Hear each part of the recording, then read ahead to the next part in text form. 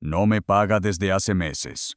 Que se defienda solo, gritó el abogado, arrojando los papeles sobre la mesa con desprecio. La sala del juzgado quedó en silencio. El acusado, un hombre mayor con cabello gris despeinado y traje arrugado, bajó la mirada. Nadie se levantó. Nadie dijo nada. Solo se oía el leve zumbido de la lámpara de neón y el murmullo de las hojas cayendo al suelo. Fue entonces cuando una voz se alzó desde el fondo, temblorosa, pero firme. «Yo lo defenderé». Era la criada. Tenía las manos curtidas por los años, el rostro cansado, y el uniforme manchado por un café que no le dio tiempo de limpiar. Todos giraron a verla, incrédulos. Unos rieron con sorna, otros solo la miraron con desprecio. «¿Usted?», dijo el juez, con una ceja alzada. Ella asintió, sin apartar la vista del hombre al que le había servido durante más de 20 años. Aquel que una vez le pagó una operación cuando su hijo enfermó. Aquel que hoy estaba solo, en la peor caída de su vida. «No tengo un título, señoría. Pero conozco a este hombre mejor que nadie, y no permitiré que lo hundan mientras todos se cruzan de brazos». El juez dudó. El fiscal bufó. «Esto es una pérdida de tiempo». ¿Una empleada doméstica defendiendo un caso de fraude corporativo? Pero antes de que se negara la petición, el hombre al que defendía levantó la mirada. Había lágrimas contenidas, pero también una chispa de esperanza. La misma que ella vio aquella vez que él le dio trabajo cuando nadie más lo hizo. Y entonces el juez habló. «Tiene 5 días para preparar su defensa. Veremos si su valor puede sostenerse ante la ley». Silencio, miradas, murmullos. Pero ella ya había dado el primer paso, y no pensaba retroceder. Esa noche, la criada Elena no durmió. En su cuarto pequeño, con las paredes descascaradas y la lámpara colgando de un clavo oxidado, esparció carpetas, recortes y facturas sobre la cama. Sus lentes viejos estaban rayados, pero aún podía leer. Había escuchado durante años las llamadas, los socios, las decisiones que Tomás el acusado tomaba. Ella no entendía de leyes, pero sí de verdad. El viejo radio sonaba bajo en la esquina. «A veces la vida te pone en lugares donde solo el amor puede hablar», decía una voz entre canción y canción. Elena tragó saliva. Ese hombre, el que todos ahora señalaban, fue el único que nunca la miró por debajo del hombro. El único que, en la muerte de su esposo, le llevó comida sin decir una palabra. Al día siguiente llegó temprano al juzgado, cargando una caja con documentos. Su ropa aún olía a lavanda, la misma que usaba para aromatizar los cuartos. La recepcionista la miró con desdén. «¿La señora de la limpieza? ¿Aquí otra vez?» Elena respiró hondo. «Estoy aquí como representante de la defensa», respondió con voz clara. En la sala, Tomás no levantaba la mirada. Lo habían abandonado todos, socios, amigos, hasta su hermano. Y ahí estaba ella, de pie, con la espalda recta, como si toda su vida la hubiese preparado para ese momento. «Señoría», dijo Elena cuando le permitieron hablar, «no tengo título, pero tengo pruebas. Escuché reuniones, conocí decisiones, y guardé documentos porque sabía que un día podrían volverse en su contra. Y ese día es hoy». El fiscal sonrió, confiado. A ver cuánto dura esta pantomima. Pero al ver la primera hoja, su expresión cambió. Porque no era solo coraje lo que ella traía, era verdad. El fiscal hojeó las páginas con rapidez, su frente fruncida, su labio inferior temblando apenas. No eran simples papeles, no eran recuerdos vagos. Eran contratos firmados, correos impresos, registros de transferencias ocultas, cosas que, de algún modo, Elena había guardado mientras trapeaba los pisos de mármol y lavaba los vasos de cristal. «¿Cómo consiguió esto?», preguntó el juez, entre sorprendido y escéptico. «Lo vi caer», señoría, respondió Elena. «Día tras día, lo vi firmar documentos con miedo. Lo escuché decir, esto no está bien más veces de las que puedo contar. Y cuando noté que las cosas se torcían, empecé a guardar todo lo que encontraba sin que él lo supiera. Pensé que un día iba a necesitarlo, y aquí estamos». Tomás se llevó una mano a la boca, en silencio. Sus ojos no parpadeaban. No entendía cómo alguien como ella, una mujer que ganaba al mes lo que él gastaba en un solo almuerzo, podía estar haciendo tanto por él cuando nadie más lo había hecho? La tensión en la sala era espesa como vapor de cocina. Algunos reporteros empezaban a escribir con más atención. Otros asistentes murmuraban entre sí. ¿Afirma entonces que los verdaderos responsables de la malversación son otros?, preguntó el juez. Afirma, dijo ella. Y no solo lo afirmo, lo puedo demostrar. Hubo un silencio de varios segundos. El fiscal carraspeó, cruzó los brazos. No estaba acostumbrado a que una mujer de delantal y zapatos gastados lo enfrentara con más precisión que un abogado de renombre. Elena dio un paso al frente y con una hoja temblorosa la señaló. Esta transferencia fue firmada por su socio, Julián Márquez, no por él. Y esta otra fue aprobada cuando Tomás ya no tenía autoridad directa. Todo lo tengo documentado, cada movimiento, cada firma. El juez tomó aire. El caso ya no era tan simple, y lo que antes parecía una farsa, empezaba a parecer una revelación. El fiscal pidió una pausa. Salió de la sala con su asistente, revisando los documentos con creciente incomodidad. Mientras tanto, Elena se sentó en la banca del fondo, sacando un pañuelo de tela que había cosido ella misma. Se secó la frente y luego las manos, que no paraban de temblar. Tomás, desde su asiento, la miraba como si no la conociera. Como si esa mujer que servía el té cada tarde hubiera desaparecido y en su lugar estuviera alguien más fuerte, más clara, más valiente. ¿Por qué haces esto?, le preguntó él en voz baja, mientras el juez revisaba algunas notas. Elena lo miró de reojo, sin emoción. Porque usted creyó en mí cuando ni yo lo hacía. Me dejó quedarme cuando nadie más me abría una puerta. Me trató como persona. Y cuando uno encuentra eso, no lo olvida. Tomás tragó saliva. Cerró los ojos. Las lágrimas se asomaron, pero no cayeron. La sala volvió a llenarse. El fiscal regresó, visiblemente menos arrogante. Se acercó al estrado, pidió revisar las pruebas con el juez y solicitó aplazar la audiencia. Dijo necesitar cotejar la autenticidad de los documentos. Están desesperados, murmuró Elena al oído de Tomás. Eso es buena señal. Esa noche, la noticia comenzó a correr. Criada defiende a empresario acusado y expone posible red de corrupción. Las redes estallaron. Unos la llamaban heroína, otros, una farsante. Pero Elena no tenía redes sociales, ni tiempo para ver televisión. Lo único que tenía era su determinación y un bolso repleto de verdades.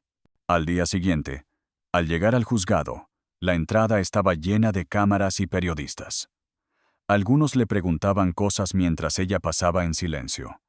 Su andar era firme, aunque sus rodillas temblaban, pero lo peor aún no llegaba, porque la defensa de Tomás iba a poner en evidencia a nombres demasiado grandes.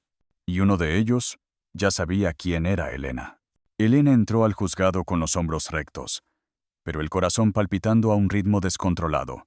Sentía cada mirada como un juicio silencioso, cada flash de cámara como una amenaza velada. En el estrado, el juez hojeaba con seriedad las pruebas que ella había entregado. Tomás, sentado con las manos entrelazadas, parecía más delgado que días atrás. No por falta de comida, sino por el peso del escándalo que lo rodeaba. Un hombre nuevo apareció en la sala. Traje gris, rostro afilado, voz suave pero peligrosa. Era el abogado del empresario Julián Márquez, el mismo que Elena había señalado con pruebas en la audiencia anterior. Señoría, dijo con una leve sonrisa. ¿Te está gustando la historia? Deja tu me gusta y suscríbete al canal.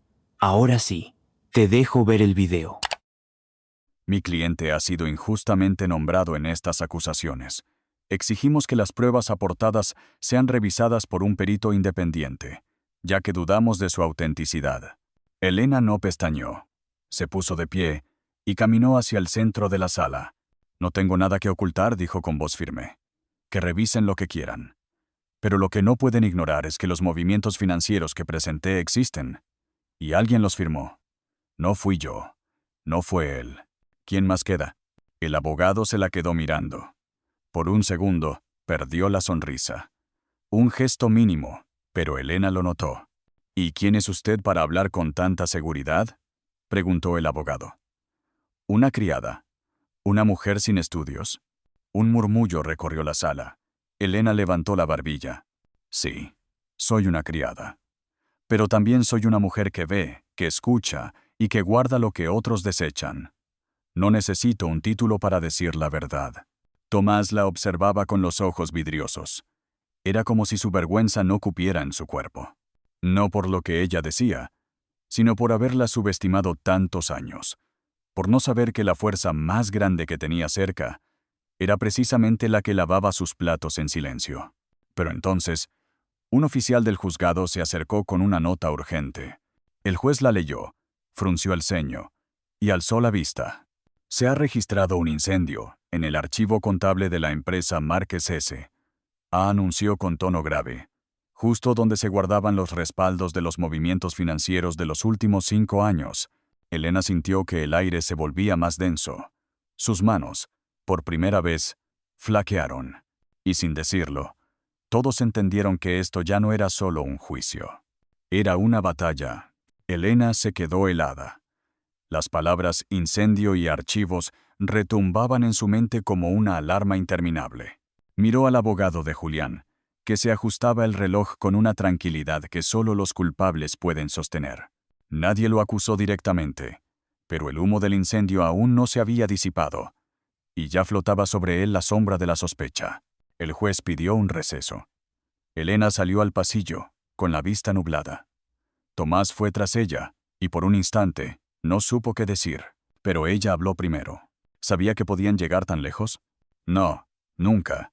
Pensé que lo peor eran las mentiras, no el fuego. Ella se apoyó contra la pared, los ojos fijos en el suelo. ¿Y si todo esto no sirve de nada? Tomás la miró, y por primera vez en días, su voz no fue la de un hombre destruido, sino la de alguien que despertaba. El valor no se mide en resultados, Elena. Se mide en intentos. Y tú, ya hiciste más que todos los que vinieron con corbata. Las cámaras afuera seguían esperando. Algunos periodistas ya hablaban de saboteo, otros de crimen organizado. Y en medio de todo eso, una mujer que limpiaba ventanas había logrado que el país entero hablara de justicia. Cuando el juicio se reanudó, el juez tenía una expresión severa. Dada la destrucción de los archivos y la validez preliminar de las pruebas entregadas por la testigo, este tribunal decidirá si eleva el caso a una investigación federal. El señor Márquez será citado de inmediato. Mientras tanto, el acusado Tomás Beltrán queda en libertad condicional bajo revisión en espera de nuevos avances. Hubo un murmullo, luego un estallido de murmullos. Elena sintió que su corazón se caía al piso, pero no de miedo. Era alivio. Era algo parecido a esperanza. Tomás la abrazó, temblando. Gracias, le dijo. No solo por salvarme, sino por hacerme ver quién era yo de verdad. Ella no respondió. Solo sonrió, con los ojos cansados. Pero sabía que no todo había terminado, porque al salir del juzgado, un hombre la esperaba junto a un coche oscuro. Le susurró al oído. Deberías tener cuidado. Hay gente que no olvida. Y se fue. Elena se quedó en la acera mirando al cielo nublado. El juicio había sido una batalla, pero fuera de ese edificio, la guerra apenas comenzaba. Esa noche, Elena volvió al pequeño cuarto donde vivía desde hacía más de una década, en el fondo de una casa que ni siquiera era suya. Se sentó en la cama sin desvestirse, sin encender la luz. Solo se quedó allí, mirando la pared, con el eco de aquella advertencia en la mente. Hay gente que no olvida. No era la primera vez que sentía miedo, pero esta vez era diferente. No era miedo por ella. Era miedo por la verdad. Por lo que había desenterrado. Por lo que aún quedaba por salir a la luz. Al día siguiente, la noticia se esparció por todos los medios. Criada expone corrupción empresarial. Elena Díaz, la mujer que enfrentó al poder. Pero a ella, esos titulares no le interesaban. Lo único que quería era volver a vivir sin mirar por encima del hombro. Tomás fue a visitarla. Llevaba un abrigo largo, gafas oscuras, y una expresión que no le había visto nunca. Humildad. No traía flores, ni regalos, ni palabras grandiosas. Solo una carpeta. Estos documentos los tenía guardados desde hace años, le dijo. Son mis copias personales. Si algo me pasaba, quería que alguien los tuviera. Elena los miró. No eran solo papeles contables. Había cartas, fotografías, contratos firmados por personas que jamás imaginaría. Cada hoja era un fragmento de un rompecabezas que, si se armaba, podía derribar no solo a un empresario, sino a todo un sistema. ¿Qué quieres que haga con esto? Lo que tú creas correcto. Elena respiró hondo. Sabía lo que eso significaba, lo que vendría después. La tensión en su pecho ya no era temor, era responsabilidad. Esa noche no durmió. Escribió una carta, hizo copias. Guardó todo en sobres distintos, sellados con cinta, y con nombres que solo ella conocía. Y al amanecer, caminó hasta el viejo buzón del barrio y echó el primero. Fue solo el principio, pero no pasó mucho hasta que lo inesperado tocó su puerta. Una mañana gris, al volver del mercado, encontró su cuarto revuelto, la cerradura rota. Y en medio de todo el desorden, faltaban solo dos cosas: la carpeta y una de las cartas que ella había guardado para el final. Elena se quedó paralizada, y entonces entendió. Ya no estaba sola en esto. Elena no gritó, no corrió a la policía. Solo se sentó sobre el borde de su cama deshecha y miró las huellas que alguien más había dejado en su vida. Su respiración era lenta, contenida, como si su cuerpo supiera que cualquier movimiento en falso podría desatar algo más grave. Ese mismo día, recibió una llamada desde un número desconocido. No contestó. Pero el mensaje de voz quedó grabado. No somos tus enemigos, Elena. Pero no todos quieren que el pasado se limpie. Tienes hasta el lunes para olvidarte de esto. Por tu bien. La amenaza no era directa, pero estaba cargada de un veneno que no necesitaba más palabras. Tomás se enteró.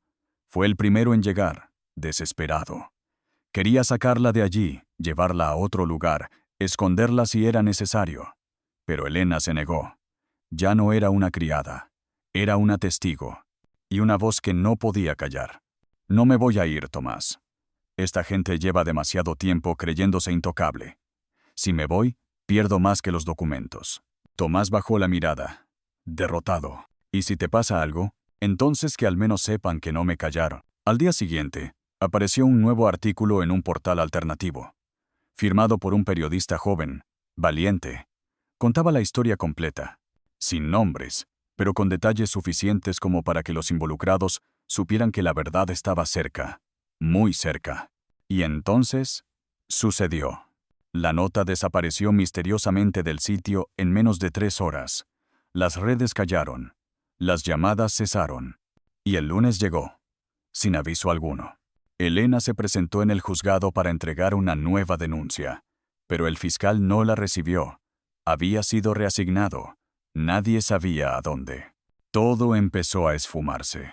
Tomás la llevó a un café lejos de la ciudad. Se quedaron en silencio largo rato, viendo llover tras el cristal. Y entonces, él dijo algo que la marcaría para siempre. Quizá no ganaste la guerra, pero hiciste que más de uno empiece a pensar distinto. Ella asintió, sin decir palabra. Meses después, Elena se mudó. Cambió de nombre. Consiguió trabajo en otro lugar. Menos ruido, menos peligro. Pero cada tanto, recibía una carta anónima. Dentro, un recorte, una foto, un detalle nuevo. Como si alguien más hubiera decidido seguir lo que ella empezó. Y aunque nadie volvió a llamarla heroína, sabía que, en algún rincón, su voz aún caminaba por los pasillos del poder, como un susurro que no se puede borrar. Si has llegado hasta aquí, gracias. Eso ya dice mucho. Si este video te gustó o te hizo reflexionar, no olvides darle like, suscribirte al canal y activar la campanita para no perderte lo que viene. Y si de verdad quieres apoyar este contenido, compártelo en todas tus redes y mándaselo a ese amigo o familiar que sabes que lo necesita y le puede gustar estas historias. Nos vemos en el próximo video.